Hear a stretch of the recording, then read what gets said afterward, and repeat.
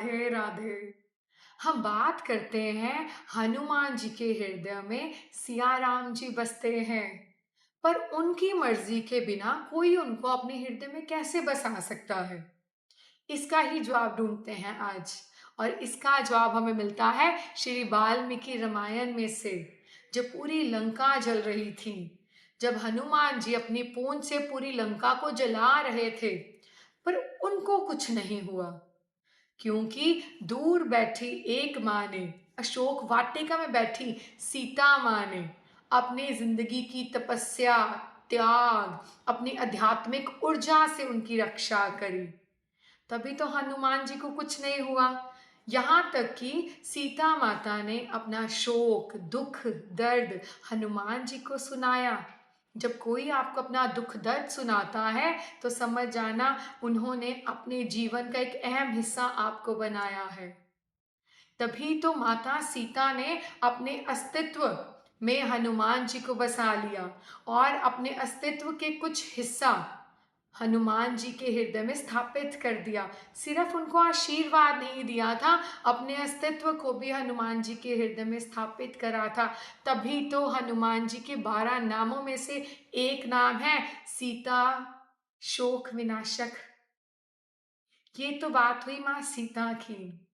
जब ये संदेश लेकर हनुमान जी श्री राम जी के पास पहुंचे, तो उस समय सीता माता का संदेश पाकर राम जी इतना दीन महसूस करे, इतना होपलेस, इतना हेल्पलेस महसूस करे, वो इतना एहसानमंद हो चुके थे हनुमान जी के कि वो ये कह रहे हैं हनुमान जी को कि मैं अब क्या दूं तुम्हें, तुमने मेरे ऊपर इतना बड़ा एहसान करा है। माँ सीता का जो संदेश तुम लेके आए हो मेरे लिए, इतना बड़ा एहसान जो तुम्हें कर दिया है, मेरे पास तो कुछ नहीं है, मैं तो दीन हूं।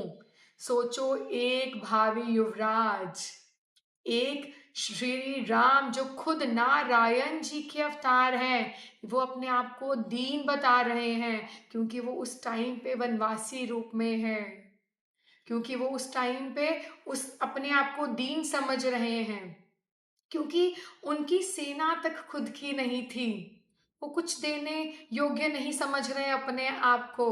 तो वो क्या कह रहे हनुमान जी को कि मैं स्वयं ही अपने आप को तुम्हारे ऊपर समर्पित करता हूँ, तुम्हें मैं अपना सब कुछ देने को तैयार हूँ।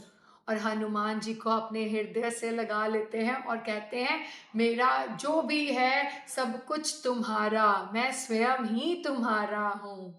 ये वचन देते हैं, ये वचन ही तो है। अब हनुमान जी के हृदय में सिया राम जी वास करते हैं, क्योंकि माता सीता का अस्तित्व हनुमान जी के हृदय में स्थापित है और राम जी का वचन कि मैं तुम्हारा हूं, इसलिए हनुमान जी के हृदय में सिया राम जी हैं। हनुमान जी का प्रेम हमें सिखाता है कि प्रेम में इतने सेल्फलेस हो जाओ।